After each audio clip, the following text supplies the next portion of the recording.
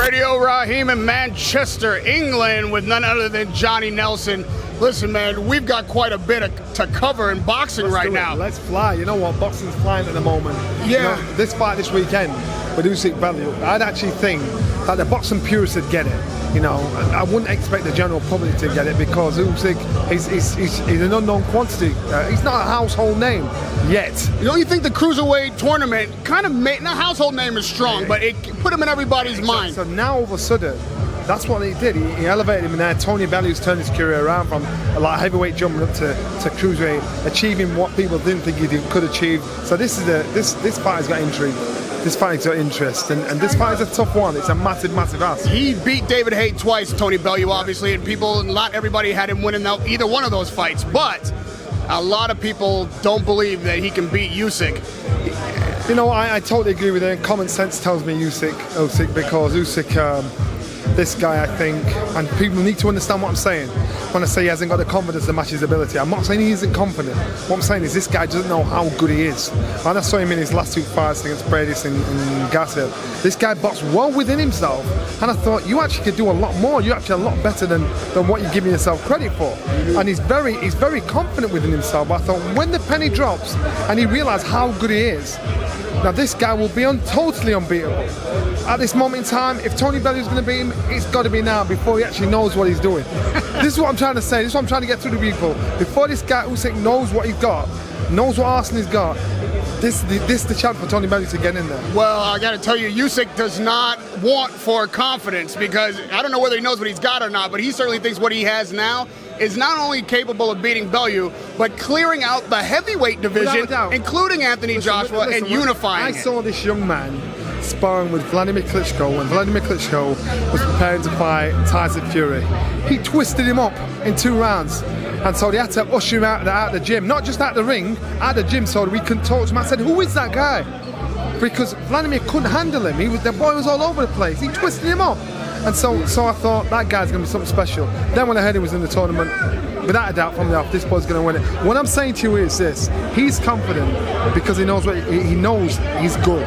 He actually doesn't realize how good he is. Yeah, but Johnny, sparring is sparring, as all fighters will say. No, I'm telling you, the sparring is sparring, but I'm telling you, what I saw with him and Vladimir, there's a difference. That translates to the heavyweights currently holding titles right now.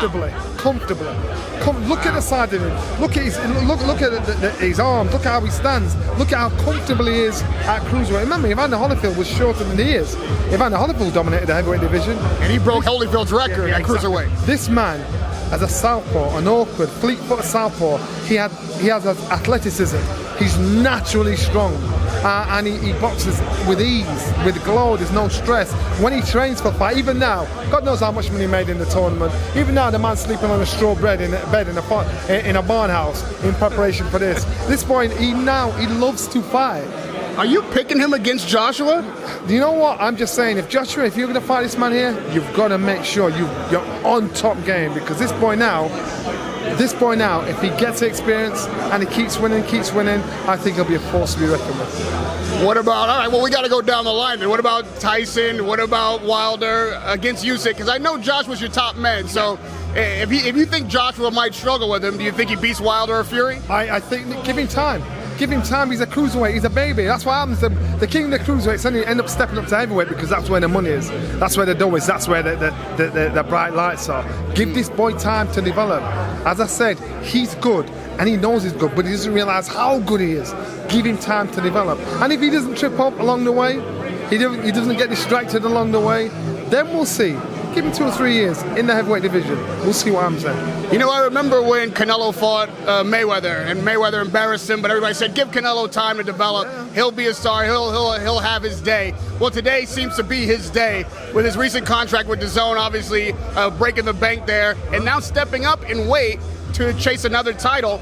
What do you rate Canelo right now on the pound for pound? Is he the biggest star in boxing, save Anthony Joshua? Yes, without a doubt. And I tell you what tells you that, the money that he's generated from DAZN. You know, no TV company is going to pay you that kind of money if you aren't a big star, if you can't bring the dough back in, if you aren't getting the eyes to watch TV, to pay to watch him. No fighter is in that position to generate that kind of money. So the TV companies know that. They know commercially this boy brings them in. He can fight. I thought he was good, but I didn't realise how good he was until he boxed Triple G the first time. And that was the first time I thought, wow, this boy is actually better than what I thought. But I didn't think it was good enough. Then he boxed him the second time.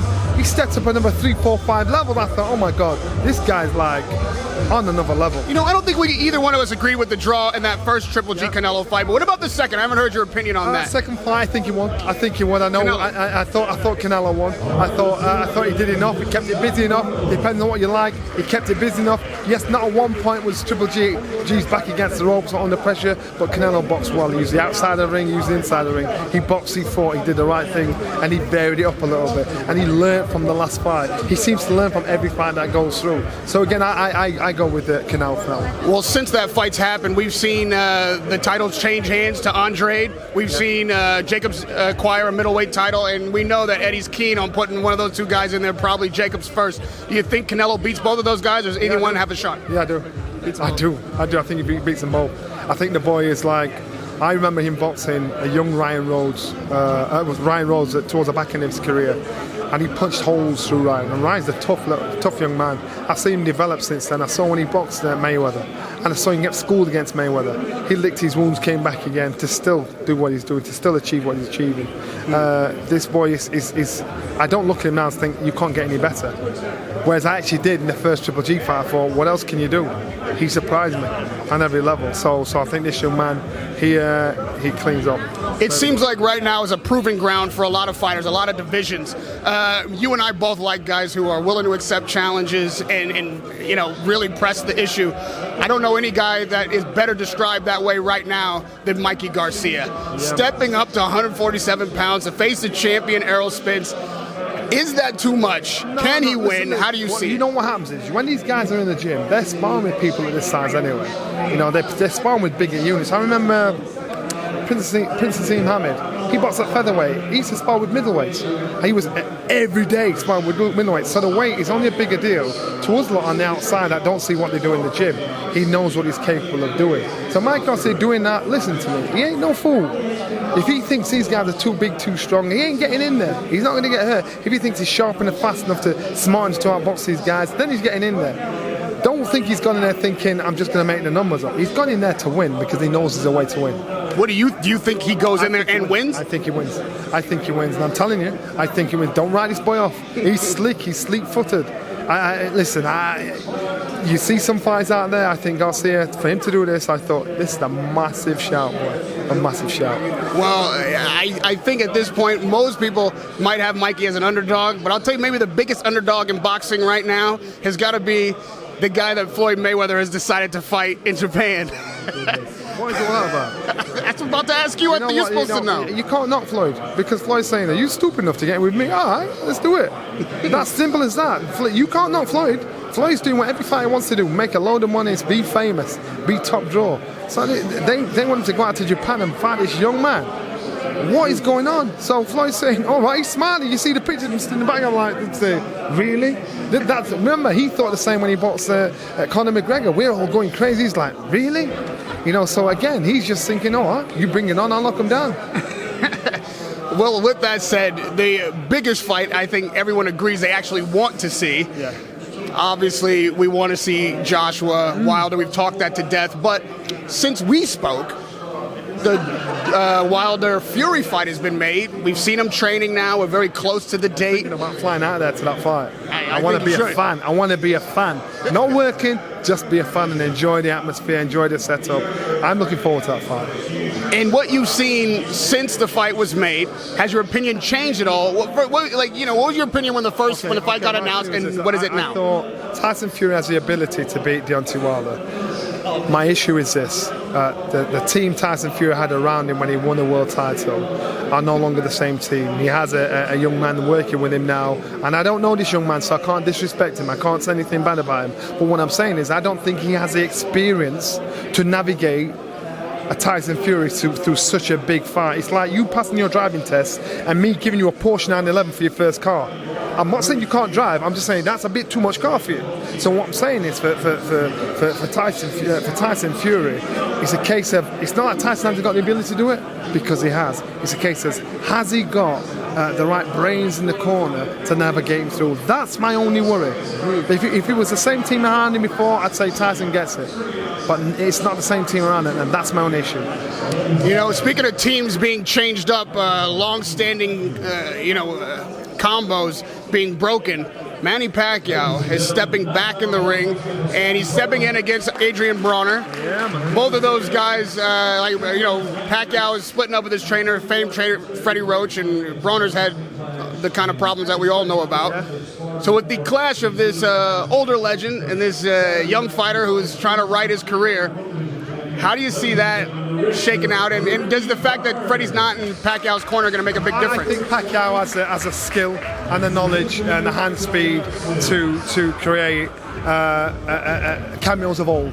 It's like you're seeing the old Spanish footballers. They might be big and fat. They're like boom, boom, boom. The ball's all over the place. He's got the skill. He's got all the skill in the world. And so therefore, if he's fit enough and he conserves his energy enough, and Broner's not too smart to make him work, use his legs, then I can see him pulling it off. I can see him thinking, wow, because I think he's sharp enough to be able to do it. The guy is unbelievably fast, and still at this age, I just think, say when he boxed Mayweather, I thought, you now look old. You now look older than the fighter I thought you were 5 years ago. Now he's older, and he's having wins, he's having losses. I do think he's got the brain to get the win, but I also think that Broner needs to make sure he stays on point. He can't afford to let this man beat him, because if he does, where does he go? You know, it's interesting. Guys like Mayweather, Pacquiao, many fighters through the annals of history of this sport have such a hard time hanging them up, finally stepping away from boxing and doing anything else. Well, it's been reported, and Bellew has told us directly that not only does he plan to retire after this fight, win, lose, or draw, it's because his wife wants him to retire, which I've also heard before. I know his wife wants him to retire. His wife wanted to retire before the David Haye fight. I know that. And his wife runs the house. She's the boss. Ain't no joke there. Tony will tell you that himself. What I'm saying is, when a fighter tells you that before a fight, in my head, he's already checked out. I don't believe it. I believe if Tony Bellew wins and Andre Ward says, let's do it, Tony Bellew fights. That's what I believe. I believe if he loses, he'll say, you know what, I've given it my all. I've done my best. I've been to the top. It wasn't good enough, so I'm done. I'm all right. Because Tony's achieved more than anybody ever gave him credit for. Tony Bellew is probably one of the smartest active fighters out there. He reads the game so well. And so therefore, for him to take this fight, he'll know there's a way to beat Usyk, but it's a slim way. It's a slim avenue. But he knows it's there. And so therefore, he dare. And that's what I'm saying, he dare. What he'll do is he'll blitz the achievements of the likes of me, a former World Cruiserweight Champion, David Haye, a former British World Cruiserweight Champion, Glenn McCrory, a former World Cruiserweight Champion, because what he's done is he's managed to capture the Golden Fleece. He's managed to get all titles and he dare get in with the best.